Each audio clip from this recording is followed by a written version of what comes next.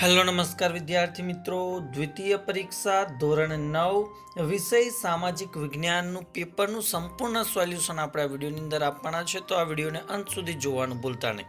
Channel ઉપર જો પ્રથમ વખત આવેલા હો તો ચેનલને સબસ્ક્રાઇબ કરી દેજો. તો વાત કરીશું વિભાગ એ. એમાં પહેલું છે કે યોગ્ય વિકલ્પ પસંદ કરીને ખાલી જગ્યા પૂરો.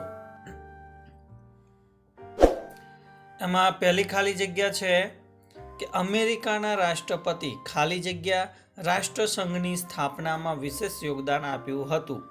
તો જવાબ આવશે વુડ્રો વિલ્સને. બીજું, નાઝી પક્ષના સૈનિકો ખાલી જગ્યા રંગનો લશ્કરી પોશાક પહેરતા હતા. તો જવાબ આવશે ભૂરા રંગનો. ત્રીજો પ્રશ્ન, આજે વિશ્વમાં સૌથી વધુ દેશો ખાલી જગ્યા જૂથના સભ્યો છે. તો જવાબ આવશે બિન જોડાણવાદી. નીચેના વિધાનો ખરા છે કે ખોટા તે જણાવો. ચોથું વિધાન કે જવાહરલાલ નહેરુને નેતાજીનું હુલામનું નામ આ મળ્યું હતું. તો જવાબ છે ખોટો. ભારતે લોકશાહી શાસન પદ્ધતિ અપનાવી છે. તો આ વિધાન ખરું છે. સંયુક્ત રાષ્ટ્રોના ખતપત્રનો આરંભ આમુખથી થાય છે. તો આ વિધાન પણ સાચું છે. ત્યારબાદ નીચેના પ્રશ્નોના એક બે શબ્દમાં ઉત્તર આપવાના છે કે ધર્મની દ્રષ્ટિએ ભારત કેવું રાષ્ટ્ર છે. તો જવાબ આવશે બિન સાંપ્રદાયિક અને ધર્મનિરપેક્ષ. ગ્રામ પંચાયતનો વહીવટ કોણ સંભાળે છે. તો જવાબ આવશે તલાટી કમ મંત્રી. નવમું છે કે લોકસભાના પ્રથમ અધ્યક્ષ કોણ હતા. તો જવાબ આવશે ગણેશ વાસુદેવ માવડંકર. ત્યારબાદ આગળનો પ્રશ્ન છે કે યોગ્ય જોડકા જોડો. અને એની અંદર 10મું છે કે ભારતના ઉત્તર પૂર્વના 7 રાજ્યો માટેની વડી અદાલત ક્યાં આવેલી છે. તો જવાબ આવશે અસમ. 11મું છે કે ભારતમાં સૂર્યોદયની પ્રથમ શરૂઆત ક્યાં થાય છે. તો જવાબ આવશે અરુણાચલ પ્રદેશમાં. ગૃહની મર્યાદાના રક્ષક કોણ હોય. તો એ આવશે સ્પીકર. ત્યારબાદ પારિભાષિક શબ્દોના અર્થ સમજાવવાના. એમાં પહેલું છે કે કુદરતી વનસ્પતિ. તો માણસની મદદ વિના ઉગતી અને વિકસતી વનસ્પતિને કુદરતી વનસ્પતિ તરીકે ઓળખવામાં આવે છે. બીજું છે કે ઘુડખર. તો કચ્છના નાના રણની ધાર પર વસતા જંગલી ગધેડાને ઘુડખર તરીકે ઓળખવામાં આવે છે. 15મું છે કે તાલુકા વિકાસ અધિકારી એટલે કે TDO એટલે કે તાલુકાનો બધો વહીવટ સંભાળનાર અધિકારીને તાલુકા વિકાસ અધિકારી એટલે કે TDO કહેવામાં આવે છે. ત્યારબાદ વિભાગ બી. તો વિભાગ બી ની અંદર તમે પ્રશ્નો જોઈ શકો છો. પ્રશ્ન નંબર 16 થી 24 છે. દરેકના 2 ગુણ છે. તો આ દરેકે દરેક પ્રશ્નોના આપણે ઉત્તરો પર નિહાળવાના છે. ત્યારબાદ વિભાગ સી છે, જેની અંદર 25 થી 29 પ્રશ્ન આપેલા છે અને 29મો જે નકશાનો છે નકશા પૂર્તિનો, તો એ પણ આપણે જોવાના છે. ત્યારબાદ વિભાગ ડી, જેની અંદર 30 થી 33 પ્રશ્ન આપેલા છે.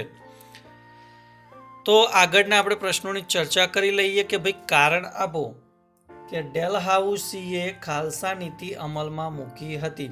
તો શા માટે મૂકી હતી. તો એ પણ તમે અહીંયા આખું કારણ તમે જોઈ શકો છો. ત્યારબાદ બીજો પ્રશ્ન કે બંગાળના ભાગલા ક્યારે અને કોને પાડ્યા હતા અને શા માટે પાડ્યા હતા. તો એનો પણ જવાબ તમે અહીંયા જોઈ શકો છો.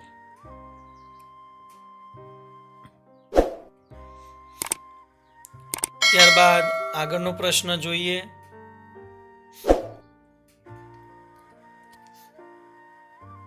કે ભારતના ભાગલાને પરિણામે ભારતને કઈ કઈ મુખ્ય સમસ્યાઓ હલ કરવાની હતી.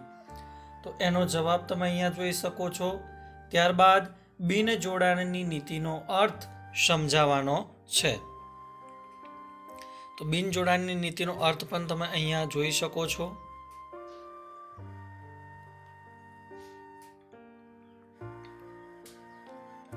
ત્યારબાદ આગળનો પ્રશ્ન છે, એમાં પણ આપણે કારણ આપવાનું છે કે માર્ગદર્શક સિદ્ધાંતો દેશના શાસનમાં પાયારૂપ સિદ્ધાંતો ગણાય છે. તો આ કારણ આપીને સમજાવવાનું છે. તો એ કારણ પણ તમે અહીંયા જોઈ શકો છો. એનો જવાબ પણ જોઈ શકો છો.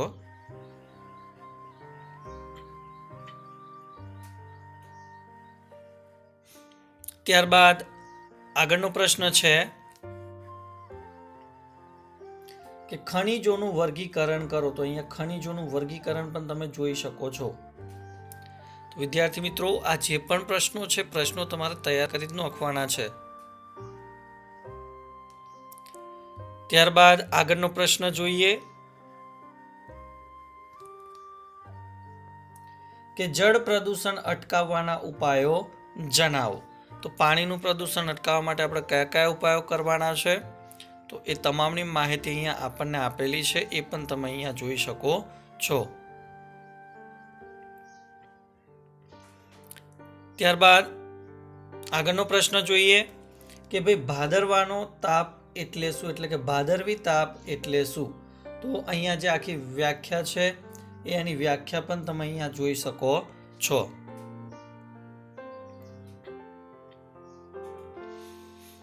ત્યારબાદ આગળનો પ્રશ્ન જોઈએ કે સરોવરોની ઉપયોગિતા જણાવો. તો ભાઈ સરોવરો આપણને કેવી રીતે ઉપયોગી નીવડે છે, તો એનો સોલ્યુશન પણ તમે અહીંયા જોઈ શકો છો, જવાબનું સોલ્યુશન પણ. ત્યારબાદ વિદ્યાર્થી મિત્રો, આપણે જે ભારતનો નકશો છે એ 3 ગુણનો પૂછાય છે અને એની અંદર 3 વસ્તુઓનો ઉલ્લેખ કરવાનો છે, એટલે કે 3 સ્થળ બતાવવાના છે. તો એ પણ આપણે અહીંયા જોઈ લઈશું. તો પહેલાં તો આપણે સંજ્ઞા સૂચિની વાત કરી લઈએ. તો અહીંયા આપણે સંજ્ઞા પણ આપેલી છે કે ભાઈ ઉષ્ણકટિબંધીય ખરાવ જંગલો. તો ઉષ્ણકટિબંધીય ખરાવ જંગલો છે, તો એ તમે અહીંયા જોઈ શકો છો કે આ વિસ્તારની અંદર આવશે ઉષ્ણકટિબંધીય ખરાવ જંગલો.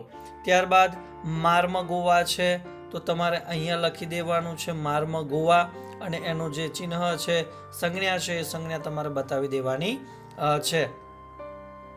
ત્યારબાદ આપણે વાત કરીશું પોર્ટ બ્લેરની. તો અહીંયા જે અંદમાન નિકોબાર ટાપુઓ છે તે આપણે પોર્ટ બ્લેર લખી દેવાનું છે, એટલે અહીંયા તમારે બતાવી દેવાનું છે. તો વિદ્યાર્થી મિત્રો, ધોરણ 9ની અંદર દ્વિતીય પરીક્ષામાં ખૂબ જ ઉપયોગી થાય એવું સંપૂર્ણ પેપરનું સોલ્યુશન તમને આ વિડીયોની અંદર આપવાનો પ્રયત્ન કર્યો છે. તો ચોક્કસથી તમને આ વિડીયો ગમ્યો જ હશે. તો સૌપ્રથમ તો લાઈક કરજો, આ વિડીયોની લિંકને તમારા અન્ય મિત્રો સુધી શેર કરજો, અને ચેનલ ઉપર જો પ્રથમ વખત આવેલા હો તો ચેનલને સબસ્ક્રાઈબ કરી બાજુમાં આપેલ બેલને પ્રેસ કરી દેજો, જેથી આવનાર તમામ નવા વિડીયોની નોટિફિકેશન સૌપ્રથમ તમારા સુધી પહોંચતી રહે.